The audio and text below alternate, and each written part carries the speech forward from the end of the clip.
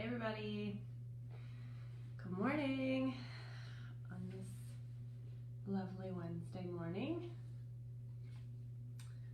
Sorry I got on a couple minutes late. I was trying to get the cat situated. I know that's funny. Hey Jan, good to see you. Hey Marilyn. Hi everybody. Emily Duffnet, hey. Hey Eddie. Good morning, friends. I'm glad we're together today. I was just saying that I locked the cat out this time because I just was tired of her jumping up on my lap. Yeah, and I figure one of these days her tail's gonna catch fire in my candle back there. I don't want that to happen. Hey Judy, hey Rayanne, hey Rusty. All right, well, hey, last week I told you I was trying to ration my coffee, right?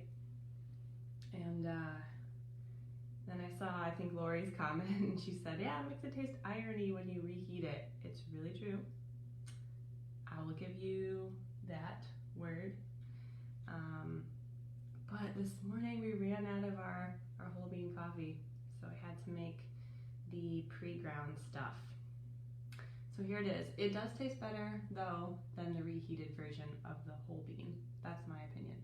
But I made myself a cup, and I made Amos a cup, and he took the first sip, and he went, "Bleh." That was really funny. So, I don't think he likes it so much. Hey, Deb. Hey, Steph. Can you guys hear me okay? The iPad's not charged up super well, just making sure you can hear me. Amos, he disagrees. I know. He'd rather reheat a whole bean coffee than drink this. I know. Good morning, Kate. To each his own. I really, after Lori said it makes your coffee taste like iron or more mineral, I was like, I think it does. I'm still not above doing that. I will still reheat it sometime. Yeah. Oh, Amos. I'm not gonna tell you what brand I'm drinking because I don't want to throw anybody under the bus. But it's not as zippy as I'd like it to be. So we'll get started here in just a minute. I went out to make my coffee and I saw this in my kitchen and I wanted to show it to you guys in case it just encourages anybody today. Check it out. So fun. Is that backwards as you're reading it? I have no idea. You're doing a great job. This came in the mail with a eating mat for Isla so that she can, like a grippy silicone thing so she can pick up food more easily and not spread it all over the table. And this was like the cardboard backing that came with it. So if anybody just needs, yeah, it's backwards. Oh man, that's a bummer. Well, it says you're doing a great job and it made me smile. It's good to wake up and have those little reminders. Hey Janice, hey Jean. I'm glad you all are here with me this morning. Well, grab your cup of coffee, your tea, your breakfast, whatever you need. And I'm just gonna pray us in to get started this morning. So Holy Spirit, we ask you to come. God, I pray that you would illuminate your word to us this morning. Would you help us to get present to the realities of our souls, and even more so the reality of just how much you care for each of us. I pray that your presence and your love would be felt among us as we are together in this way. I thank you for just the chance to be together like this, God. I pray that we would engage and we would respond to you. being so good to us, Jesus. Amen. Well,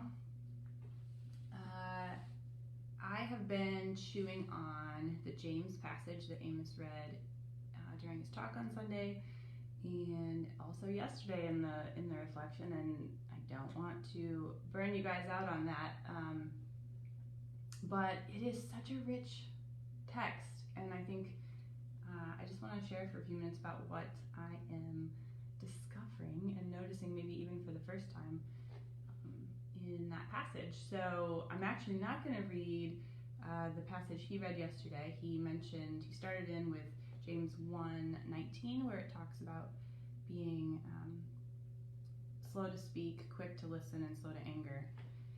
And I want to read to you the passage that is just before that in James. And so if you have a Bible, you can grab it. It's James 1:16 to 18, just a short little chunk here.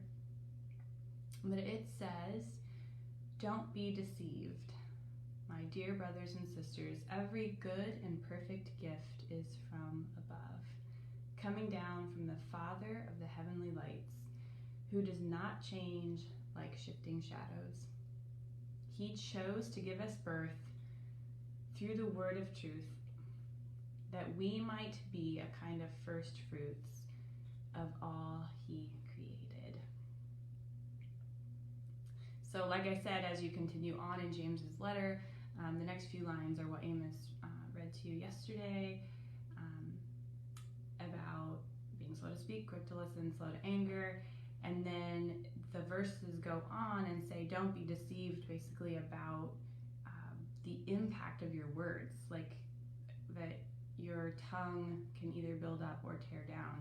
But don't be deceived about that and what that says about you and your heart. And I think there is a tendency to read these verses with a stern tone, kind of like the writer has this express purpose of making us feel guilty when our behavior is just so not in line with this picture of perfect patience that James is painting here. And I do think it's unfortunate that many of us have heard the main message from the church has been one of sin management. Like, you've got to rein it in, you've got to manage all the badness, and that's your goal in life. If you can just manage your badness, then you will have achieved, you will be worthy of God's love for you. And I just think this passage is one of many in the Bible that just shows us a different story. And so interestingly, if you back up from what I just read, the verses just before this are talking about temptation and sin. And it says the progression is, temptation leads us to sin, and sin leads us to death. And actually, James says temptation births sin, and sin then births death in us. And he's saying, like, don't be deceived about who God is. God is not the source of your evil temptation. He never gives evil temptations to us. He only gives good. And then we hit our verse I read. Every good and perfect gift comes from God. And it's just so interesting to see that contrast in this analogy of birth. Because again, we've got sin births death in us, and then in verse 18, but God chose to give us birth through the word of truth, which is Jesus, that we would be like the first fruit of the things he created, that we would be this picture for the world of what goodness and beauty and truth and wholeness and flourishing looks like.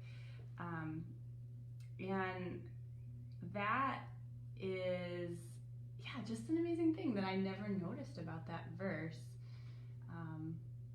It's contrasting the things and the ways that we are tempted to be in the world with the reality that God is doing this other thing in us. And that's really what James wants us to see, I think.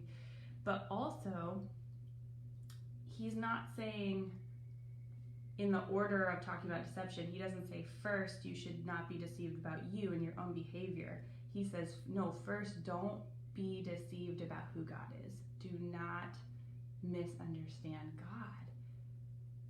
He says, don't be deceived about the source of goodness in your life. Don't be tempted to think that it comes from your good behavior or your earning or your degree that you hold or your job or your house. Do not be deceived. Dear brothers and sisters, every good and perfect gift comes from above, from the Father of lights, who does not change. Yeah, James is telling us the reality is that everything that is good that you have comes from one source, and that is God. And not only is God good, he is unchanging. He says he doesn't change. And so by implication then, his giving of goodness doesn't change for us, no matter what. And it's really easy to believe that when you feel like your life's going well, and it's much harder to believe when we're in these challenging times and when stuff is uncertain and circumstances aren't what we want. And I think this is showing me, at least, the power of deception might lie in the fact that we just didn't feel entitled. We feel entitled to so much. I think I often have kind of this deserving attitude and feel like I've earned these good things in my life. But really, this is a reminder that no, the kindness and the goodness that I have come from God. If anything goes well for me, if I have clothes on, if I have shelter over my head, if I have food, if I have friendship, that is all only coming from God. And so entitlement is a trap. It's a trap, and it actually is very antagonistic to the idea of receiving a gift. Again, what cool language. Every good and perfect gift comes from God. Not every good and perfect thing you earn comes from God. He is choosing to give us gifts. They're not wages. They're not compensation for my effort. And that is really, really hard for me to grasp. I think this idea of deserving things shows up for me in my expectations of myself, of people, of even of like situations where I just expect something to turn out in a certain way and it doesn't. And what I notice then is this connection to listening, speaking, and being angry. Like when my expectations aren't met, I get louder to try to say, no, this is my opinion, this is what I want. Were you not listening? I stop listening. I don't want to hear your opinions. I don't want to hear what you have to say because I've already made up my mind that I want it to be a certain way. And I just become really short-fused. So just this, I hope this is making sense. I hope you guys are seeing this cool connection between, like, if we are not deceived about God, if we know that God is giving us goodness, then in turn, we can be more loving, we can be mild-mannered, we can listen well, we can not have to be so quick to put ourselves out there because we just know that we're receiving goodness. And I think it was, John Calvin, who first kind of coined that term, like there's no knowing of God without knowing yourself, and there's no knowing yourself without knowing God. And I think these passages in James are just a great reminder of that. We can be more present to the reality of the goodness of God in our lives, and that also, I can be more present to the reality that I am not always good. And those two things side by side is what makes me change. I receive the goodness and love of Jesus in a place where I don't deserve it, where I am not good, where I am angry. And so just for me, one of the ways that I am starting to move past this idea of being entitled and deserving and earning is just by the practice of gratitude. And I know I've talked to you guys about gratitude already on these morning reflections, but I just think it deserves another mention because this is really key, that if I can be grateful even in the midst of tough stuff, remembering that God gives me good gifts and actually is birthing something good in me, then it just comes out of my life. It isn't that what the passage says? Like, the purpose of God's goodness is that it doesn't just stay in, it goes out. It goes out into the world, it goes out into our families, it goes out into our communities, and it changes people. Yeah, like truly, when I spend time being grateful for God and with God, I am just more grateful for Amos. I am more grateful for Isla. I am more grateful for my church family. And it helps me listen. It helps me know that I don't always have to use my voice to be heard and known. And it helps me to be slow to be frustrated, because I can remember there is goodness coming to me at every moment of my life from all directions, because as I respond to life, I respond to God. And that is just really true. I just want us to remember that this morning. As you respond to life, you respond to God. As you respond to the dishwasher breaking, you respond to God.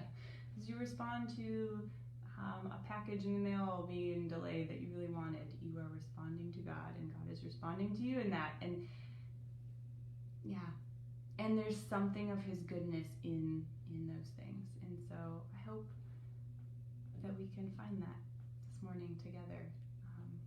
I know it was challenging for me to see that, but I am so grateful that God's good gifts are linked to then how I can become someone who truly shows His goodness out into the world. Yeah, so let's just pray. I want to pray that would be true of our lives this morning. So God, in this season of COVID, would you just help us to realize and respond to the good gifts that you're giving us? I pray that things would just well up in people's hearts, even now in this moment, that they want to give you thanks and praise for. Maybe it's just the gift of receiving groceries, the gift of a smile from a neighbor, the gift of sunshine.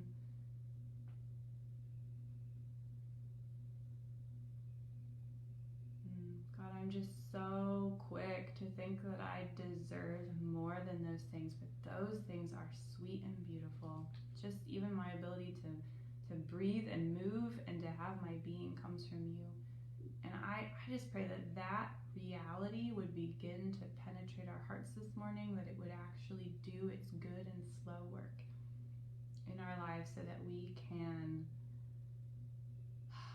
just have more space, God. Have more space for the inconveniences, have more space for the annoyances, the frustrations, the ways that people let us down, the ways that the world just doesn't seem like it's working like it's supposed to. I just pray that we could be people of goodness and kindness, even in the midst of that, because you give us such good gifts, Jesus. I thank you this morning for the gift of my friends and my family and people watching this with me. Thank you for the gift of relationships, that we are not alone in this life. Love you, God. Thank you for loving us so well. Help us to respond to you today. Amen. Thanks, everybody. I cannot wait until I can give you all a hug. Oh, it's gonna be so good. Hey, before I go, I want to remind you too, if you're local, if you're in our community, and you're on our mailing list, check your email, because we've got a really fun surprise, just a way we want to bless you for Mother's Day in the spirit of just doing something festive for spring. So I won't spoil it, but go check your email and sign up. All right? Sweet. Bye, everybody. Love you guys.